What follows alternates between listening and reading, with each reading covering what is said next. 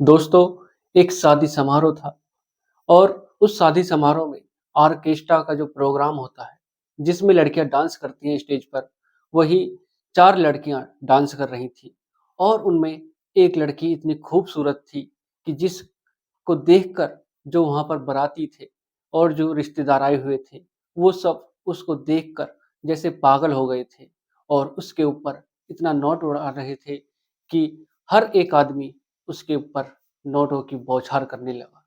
और जैसे-जैसे वो लड़की डांस कर रही थी और फिर जो पब्लिक थी, जो वहाँ पर आए हुए रिश्तेदार थे, वो सब उस लड़की के ऊपर अपनी जेब को खाली करने के लिए उतारू हो जाते हैं और देखते ही देखते हर एक शख्स उस लड़की पर नोटों की बौछार करने लगता है। और फिर जब काफ़ी समय हो जाता है, 2-3 घंटे हो जाते हैं और वो लड़की हर एक गाने पर इतनी बेखूबी से डांस करती है, इतना अच्छा डांस करती है कि सब उसके डांस के दीवाने हो जाते हैं। और जब वो लड़की थक जाती है, तो वो रुकने के लिए कहती है, जो उसका मालिक होता है, उससे कहती है कि मुझे थोड़ा-सा इंतज़ार करना है, थोड़ा-सा रेस्ट करना है, उसके लिए वो लड़की कहती है और जैसे ही वो रुकना चाहती है, वहाँ पर जो पब्लिक थी वो सब शोर मचाना शुरू कर देते हैं और कहते हैं कि ये रुकेगी नहीं, जब तक हम नहीं कहेंगे ये डांस करती रहेगी। पर वो लड़की इतनी थक जाती है कि उसकी हालत खराब होने लगती है। पर वहाँ पर जो पब्लिक थी, जो वहाँ पर देखने वाली जो पब्लिक थी, वो उसको रुकने नहीं देते हैं और देखते ही देखते उसके ऊपर हाथापाई भी कर देते हैं और वो लड़की फिर डांस करना शुरू कर देती है। तो दोस्तों, ये कहानी बहुत ही दिलचस्प है और रोमांचक है और एक भावुक करने वाली कहानी है। तो इस वीडियो को पूरा सुनें और अंत तक वीडियो को ज़रूर देखें। और अगर आपको वीडियो अच्छी लगे, तो वीडियो को लाइक ज़रूर करें। तो दोस्तों, अगर आप मेरे चैनल पर पहली बार हैं, चैनल को सब्सक्राइब करें, वीडियो को लाइक करें, शेयर करें, कमेंट करें और बेल आइकन ज़रूर दबाएँ, जिससे कि मेरे आने वाली हर एक वीडियो आप तक पहुँच सके और आप इसी प्रकार हर दिन, हर रोज़ एक नई वीडियो देख सकें। तो चलते हैं दोस्तों इस कहानी की तरफ। आज की जो कहानी है, ये है उत्तर प्रदेश का एक ज़िला है हरदोई। उसमें एक शादी समारोह होता है, लड़की की शादी होती है और लड़की के जो परिवार वाले होते हैं, वो उसमें ऑर्केस्ट्रा का प्रोग्राम रखते हैं कि जो बाराती आएँगे, वो अपना उस प्रोग्राम को देखेंगे और अपना मन बहला लेंगे। पर ऐसा होता नहीं है। जैसे ही रात के 10 बजते हैं, शादी समारोह सही सलामत चल रहा था, सब कुछ ठीक चल रहा था और उसके बाद जब रात के 10 बजते हैं, तो स्टेज पर एक लड़की आती है। वो लड़की इतनी खूबसूरत होती है कि उसको देखकर सबका दिल मचल जाता है और सब उसके डांस के दीवाने हो जाते हैं। उस लड़की का नाम होता है चाँदनी। चाँदनी उस शादी में आती है और जैसे ही डांस करने के लिए स्टेज पर जाती है, वो चाहे गाना कोई-सा भी हो, हरियाणवी हो या फिर पंजाबी हो या फिर राजस्थानी हो या भोजपुरी हो, वो सब गानों पर ऐसा डांस करती है कि सब लोग उसके डांस के दीवाने हो जाते हैं और उसकी जो खूबसूरती थी, उसके भी सब दीवाने हो जाते हैं। और जब डांस चल रहा था, तो उसमें से एक भीड़ में उसी भीड़ में एक एक व्यक्ति होता है, जो पीछे से एक 50 का नोट निकालता है और चाँदनी को अपनी तरफ बुलाता है। इशारा करता है कि आओ और पैसे लेकर चली जाओ। चाँदनी अपनी स्टेज से उतरती है और उस व्यक्ति की तरफ जाती है और उससे 50 का नोट लेकर वापस आती है और नोट लेने के बाद थैंक यू करती है और अपना स्टेज पर चली जाती है। जैसे ही और जो व्यक्ति होते हैं, वो देखते हैं, तो सबकी जेब में पैसे होते हैं। सब कोई 50 का, कोई 100 का नोट निकालते हैं और हर बार चाँदनी को स्टेज से नीचे उतारते हैं और चाँदनी को ही बार-बार स्टेज से नीचे उतार कर अपने पास बुलाते हैं। जैसे ही चाँदनी उनके पास जाती है, तो उसके साथ चाँदनी के साथ वो छेड़खानी शुरू करने लगते हैं। कोई उसको बैड टच करता है, कोई किसी प्रकार से टच करता है, सब अपना मन बहलाने लगते हैं। और जब ऑर्केस्ट्रा का जो मालिक होता है, वो ये सब देखता है, तो वो ज देखता है कि सभी लोग जब पैसे अपने जेब से निकालते हैं, वो सोचता है कि क्यों ना मैं ही उस पैसों को लेने चले जाऊँ। जैसे ही वो व्यक्ति जो ऑर्केस्ट्रा का मालिक होता है, वो पैसे लेने के लिए जाता है, तो जो वो लोग होते हैं पैसे वाले, वो मना कर देते हैं, कहते हैं कि जिसके लिए हमने ये नोट निकाले हैं, वो ही लेने आएगी। पर चाँदनी इतना थक चुकी थी कि उसकी हिम्मत नहीं होती है स्टेज से बार-बार उतरने के लिए और देखते ही देखते चाँदनी इतना थक जाती है कि वो रेस्ट करना चाहती है और जब चाँदनी थोड़ा-सा रुकती है, तो तभी शोर-शराबा हो जाता है और कहते हैं कि ये लड़की रुकेगी नहीं। हम जब इतना नोट उछाल रहे हैं, बिखेर रहे हैं, इसके ऊपर उड़ा रहे हैं, तो ये जब तक हम कहेंगे ये डांस करती रहेगी। और देखते ही देखते वो जो भीड़ होती है, जो पब्लिक होती है, वो स्टेज को चारों तरफ से घेर लेती है और कोई-कोई व्यक्ति उस स्टेज के ऊपर ही चढ़ जाता है और चाँदनी के साथ छेड़खानी शुरू करने लगता है। दोस्तों, ये कहानी जो है, ये शादी समारोह 30 नवंबर 2022 की है। जब परिवार वाले यह सब देखते हैं कि इस तरह का माहौल बन चुका है कि पब्लिक रोके से नहीं रुक रही है, तो उन्हें पछतावा होता है कि हमने ये प्रोग्राम रखकर शादी में ठीक नहीं किया। हमने तो सोचा था कि शादी समारोह में जब बाराती आएँगे वो अपना खाना-पीना खाकर ये प्रोग्राम देख लेंगे और अपना मन बहला लेंगे। पर उसके मुकाबिल होता कुछ नहीं है और वो जैसा सोचते हैं, उस भीड़ को कंट्रोल करने के लिए वो भीड़ कंट्रोल में नहीं आती है और स्टेज को चारों तरफ से घेर लेते हैं।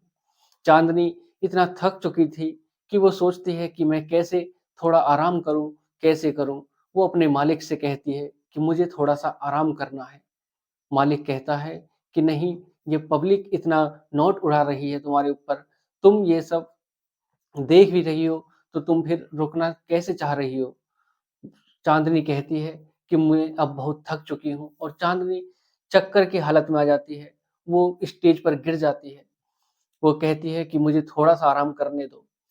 ऑर्केस्ट्रा का जो मालिक होता है, वो कहता है कि ठीक है, तुम थोड़ी देर के लिए स्टेज के पीछे चले जाओ।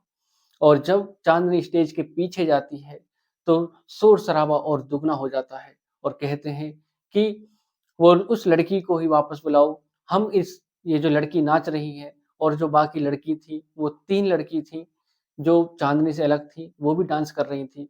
पर जो वहाँ पर पब्लिक आई हुई थी, जो रिश्तेदार आए हुए थे, वो चाँदनी का ही डांस देखना पसंद कर रहे थे। पर चाँदनी की हालत इतनी खराब हो चुकी थी, उसको काफ़ी समय हो गया था डांस करते-करते। लगातार वो 4 से 5 घंटे डांस कर चुकी थी, वो थोड़ा रेस्ट करना चाह रही थी। चाँदनी स्टेज के पीछे जाती है और जाकर आराम करने लगती है। तभी इतना शोर मचने लगता है, ऑर्केस्ट्रा का जो मालिक होता है, वो सोचता है कि अब क्या करूँ, कैसे करूँ? चाँदनी को बुलाने के लिए वो वापस जाता है। चाँदनी से कहता है कि पब्लिक तुम्हारा इंतज़ार कर रही है, तुम्हारे ऊपर इतना नोट आ रहा है, तुम फिर भी ये कैसे सोच रही हो कि तुम डांस करने का तुम्हारा मन क्यों नहीं है? चाँदनी कहती है कि साहब मुझे थोड़ा-सा रेस्ट करने दो, मैं अभी आ रही हूँ।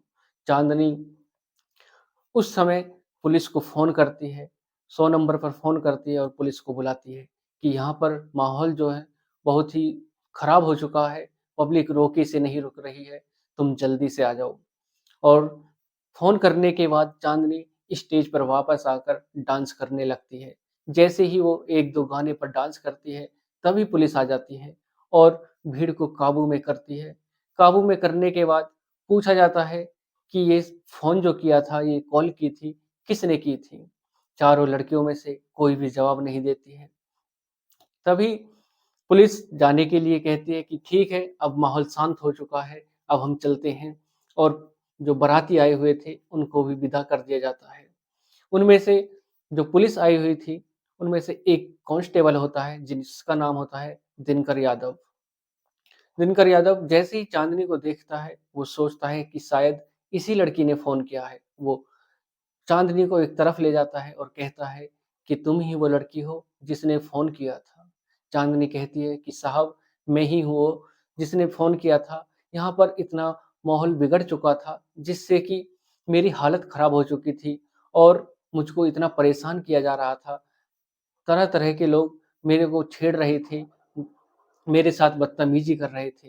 पर जो ऑर्केस्ट्रा का जो मालिक है, वो कुछ नहीं कह रहा था, वो भी मेरे साथ ज़बरदस्ती कर रहा था कि डांस करने के लिए आई हो तो डांस करो। जब दिनकर यादव जो कांस्टेबल थे, वो कहते हैं कि ठीक है, तुमने जो कॉल की है वो सही किया और यहाँ का जो माहौल है वो बिगड़ने से बचा लिया। पुलिस कहती है कि जो पुलिसकर्मी आए हुए थे वो कहते हैं कि रात के 4 बज रहे हैं, पूरी समय हो चुका है और 2 बजे की इजाज़त होती है ये सब प्रोग्राम करने की और तुमने सुबह के 4 बज रहे हैं, पूरी रात इतना डांस करवा रहे हो तुम यहाँ पर और पुलिस जो थी वो परिवार वालों को फटकार लगाती है और ऑर्केस्ट्रा के मालिक को भी फटकार लगाती है और उस प्रोग्राम को बंद कराती है। तभी दिनकर यादव चाँदनी से कहते हैं कि तुमने ठीक ही किया यहाँ पर फ़ोन करके पुलिस को और इससे माहौल शांत हो चुका है, लड़की वाले भी परेशान हो रहे होंगे, तुमने ये सही किया। और दिनकर यादव चाँदनी को देखकर उसके ऊपर दिल दे बैठता है और कहता है कि तुम मुझे अपना नंबर दे दो, शायद मैं तुम्हारे काम आ सकूँ। चाँदनी कहती है कि हाँ साहब, तुम्हारी तो मुझे ज़रूरत पड़ती रहेगी, हमारे साथ तो रोज़ ही ये पंगा होता रहता है। चाँदनी दिनकर यादव का नंबर ले लेती है और दिनकर यादव भी चाँदनी का नंबर ले लेते हैं और पुलिस वहाँ से चली जाती है। प्रोग्राम खत्म हो चुका था। उसके बाद चाँदनी और दिनकर यादव एक-दूसरे से बातें करना शुरू कर देते हैं और बातें इतनी होने लगती हैं कि वो एक-दूसरे के इतने करीब आ चुके थे और उसके बाद चाँदनी जो थी, वो सोचती है कि शायद ये जो दिनकर यादव है, ठीक इंसान है, क्यों ना बात आगे बढ़ाई जाए। और उसके बाद दिनकर यादव एक दिन चाँदनी के सामने अपना शादी के लिए प्रस्ताव रख देते हैं और कहते हैं कि चाँदनी, क्या तुम मुझसे शादी करोगी? चाँदनी कहती है कि साहब मुझे थोड़ा-सा समय दीजिए सोचने के लिए। दिनकर यादव कहते हैं कि ठीक है, जितना तुम्हें समय चाहिए वो ले लीजिए, पर जल्द से जल्द मुझे तुम्हारा जवाब चाहिए। दिनकर यादव कहते हैं कि मैं तुम्हारे बिना अब एक पल भी नहीं रह सकता, क्यों ना हम शादी कर लें, जल्द से जल्द शादी कर लें, मंदिर में जाके ही एक शादी कर लें, एक बार शादी हो जाएगी तो फिर कुछ नहीं हो सकता। और फिर चाँदनी कहती है कि साहब, दिनकर यादव से कहती है कि मुझे अभी प्रोग्राम से इससे जो पैसा मिलता है अपने भाई, जो मेरे भाई है, छोटा भाई है, बहन है, उनकी मुझे शादी करनी है और भाई की पढ़ाई भी मुझे पूरी करानी है। दिनकर यादव कहता है कि जब शादी हो जाएगी, उसके बाद हम दोनों मिलकर आपकी बहन की शादी कर लेंगे और भाई की पढ़ाई भी पूरी करा लेंगे, उसकी आप टेंशन मत लो। तब उसके बाद जो चाँदनी होती है, दिनकर यादव के गले लगकर रोने लगती है और कहती है कि तुम इतने अच्छे इंसान हो, मैं तुम्हें पहचान नहीं पाई। और फिर चाँदनी अपने पुराने दिनों को याद करती है और सोचती है कि मैंने ये दिन, ये जो डांस किया है वो कैसे किया, किस मजबूरी में किया और उसके बाद चाँदनी अपनी कहानी बताती है दिनकर यादव को। चाँदनी कहती है कि एक दिन हमारे यहाँ पर प्रोग्राम हो रहा था और उस प्रोग्राम को देखकर मेरे भी दिल में यही आया कि मैं भी क्यों ना पैसे कमा लूँ। और उसके बाद चाँदनी अपनी माँ की इजाज़त लेती है और फिर उसी ऑर्केस्ट्रा प्रोग्राम में शामिल हो जाती है। उसकी माँ कहती है, जो ऑर्केस्ट्रा का मालिक होता है उससे कहती है कि तुम इस ज़िले से काफ़ी दूर मेरी लड़की को डांस कराना, नहीं तो यहाँ की जो पब्लिक है वो मुझे जीने नहीं देगी। चाँदनी अपनी कहानी सारी बताती है कि किस प्रकार उनके पिता की मृत्यु हो चुकी थी और किस प्रकार उसने यह सब अपना जो प्रोग्राम में शामिल हुई थी, किस प्रकार से हुई थी। दिनकर यादव उसकी कहानी को पूरी सुनते हैं, उसने जो बताई थी और फिर वो एक दिन मंदिर में जाकर शादी कर लेते हैं और उसके बाद समय बीतता है, दोनों खुश रहते हैं और बहनों की भी शादी हो जाती है और उसके बाद दिनकर यादव अपने गाँव जाते हैं। गाँव जाते हैं जब वो और अपने परिवार में जाकर वो कहते हैं कि ये लड़की है, चाँदनी नाम है इसका, इससे मैंने शादी कर ली है।